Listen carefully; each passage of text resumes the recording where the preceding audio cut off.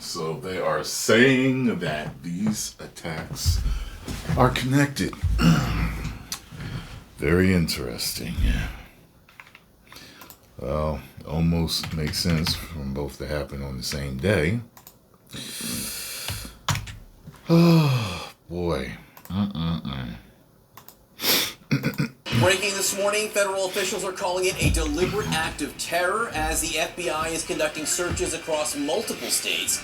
15 people are dead, many more injured after a man plowed his truck through crowded New Orleans streets just after the new year. 3 major questions this morning.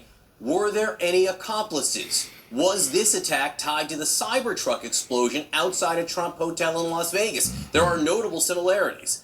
Was this attack actually directed by ISIS or just inspired by the terror group? Just a short time ago, we learned the New Orleans attacker pleaded guilty to DUI charges in 2015, and police shared new details about a series of videos he allegedly recorded, one of which includes a pledge to ISIS.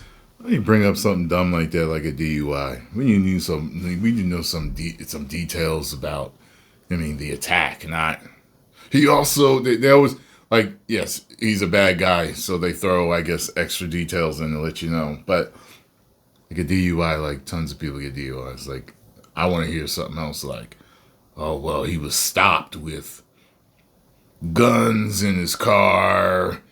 And some shifty, like, you know what I'm saying? Like, just caught doing something to where you would perk your ears up to say, oh, I could see this dude maybe getting into something like this. You hear DUI, it's like, okay.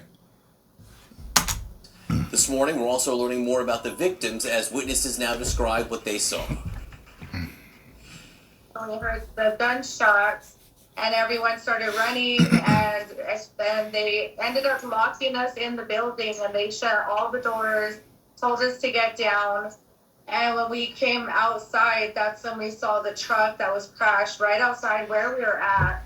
And looks like my little boy Lucky. Remember Lucky? Rest in peace, boy. And we saw the first responders trying to save a young man. And they were working on him for so long, and we were just hoping and praying he was going to survive, but there was no life in him at all. Now to the Tesla Cybertruck explosion in Las Vegas, just outside the doors of a Trump International hotel there. Surveillance video showing the powerful blast. Authorities are still trying to figure out if that was an act of terror or, as John mentioned. I'm also thinking that that's kind of wild that it had fireworks in the truck. Why were fireworks in the truck too? Like, I heard the guy also shot himself before, I guess. Mentioned somehow linked to the attack in New Orleans. CNN's Veronica Miracle has more on that story. Our John Miller is telling us he has spoken to multiple law enforcement officials who say that the driver of the Cybertruck has a military background. Now, law enforcement officials say they know the name of this driver who died in the explosion, but they are not going to be releasing the identity of that driver until they notify the next of kin. We understand that this driver was in Las Vegas for about an hour driving around the Strip before pulling up to Trump Tower before that explosion happened. And authorities say the driver rented the Cybertruck in Colorado via the Turo app before driving down. Wait, were there any casualties other than himself? I'm just wondering why he did it. Like, it seems like it didn't do anything but take himself out. To Las Vegas. Video released by law enforcement shows explosives that were contained inside the truck, which included fireworks, gas tanks, and camping fuel, and all of that was connected to a detonation system that was controlled by the driver. And the sheriff pointed out, which is really incredible, how the Cybertruck actually contained the explosion. The way that it was built forced the explosion to go upwards instead of outwards, which meant that the glass from Trump Tower was not broken, and 7 people nearby were injured, but with minor injuries. All of them are okay. Ain't that a damn advertisement for the truck? Interesting.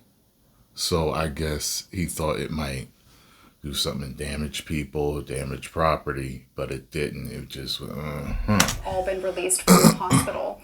The driver did die, and Las Vegas police believe that this was an isolated incident. They are not yet willing to say if this was, in fact, connected to what happened in New Orleans, but it is quite unusual that both the drivers in these incidents rented their cars from Turo. We do have a statement from Turo, and they said they're cooperating with these investigations, but they also said that neither of the drivers had criminal backgrounds, which would have flagged them as security threats. Investigators are searching for any possible links between the two New Year's Day attacks. Well, they just gave people some more info. If they want to rent a car and do some dirt, make sure you ain't got no criminal record. The one in New Orleans and the one in Las Vegas.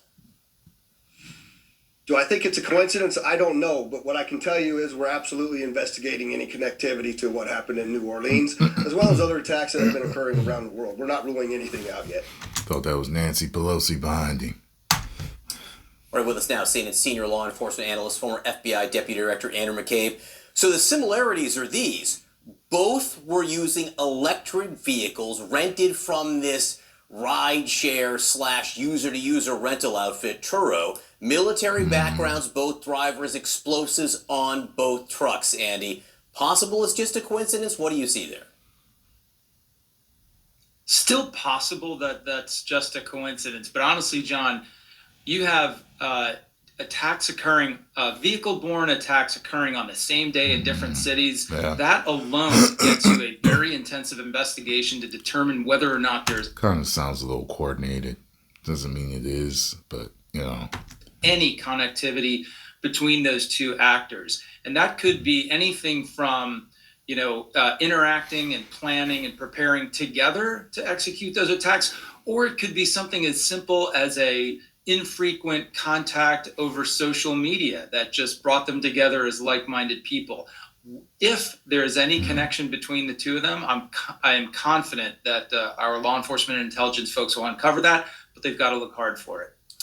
We heard from the FBI supervisory special agent in New Orleans, who said, "We do not believe Jabbar," that's the New Orleans killer, acted alone. That's a very direct comment there. Wait, what? Acted alone. That's New Orleans, who said, "We do not believe Jabbar," that's the New Orleans killer, acted alone. That's a very direct comment. Yeah, now they're saying he did act alone, so. There, Andy. What do you think gives them so much certainty at this point? Yeah, it's really a bold thing to say, I think, this early in the investigation. There was a lot of talk yesterday about 4 other individuals who were captured on video surveillance, we believe somewhere near the site of one of these other IEDs that was recovered yesterday.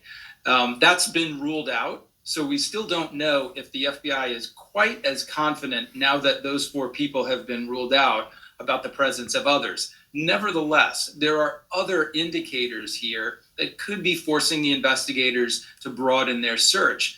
And that is simply the fact that if these other suspected IEDs that were placed around the French Quarter are in fact connected to the driver of the truck, then there's a logistical challenge here. They're trying to determine, would it be possible for him to have created and placed those devices and then gotten in the truck and driven to his destined attack? So it's simple logistical questions like that could be compelling the investigators to think, this person probably had someone or some group of people helping him execute the attack. There was the ISIS flag found in this vehicle in New Orleans. At a minimum, that gives reason to say this was inspired by ISIS. That's what we heard from the president. Andy, how do you find if it was more than that? More than inspired, perhaps directed. In your experience, and there were attacks during your time in the FBI like this, inspired by ISIS. In your experience, does ISIS get involved in these actions directly in the United States?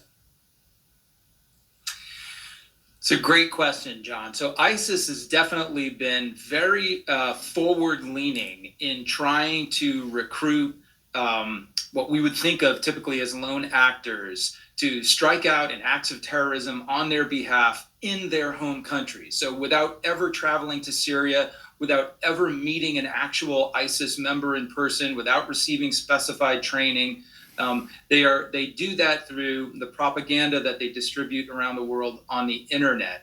So it really becomes a question of how do we think about those people who are inspired to act on ISIS's behalf. Typically, we refer to them simply as ISIS-inspired attacks. We think of that as an act of international terrorism, even though those folks may never have associated directly. But one of the ways that ISIS motivates them is to literally put out an instruction manual of how to do it. So not that these guys knew each other, but if they're both connected to ISIS, ISIS directed them to both act on the same day in a similar manner.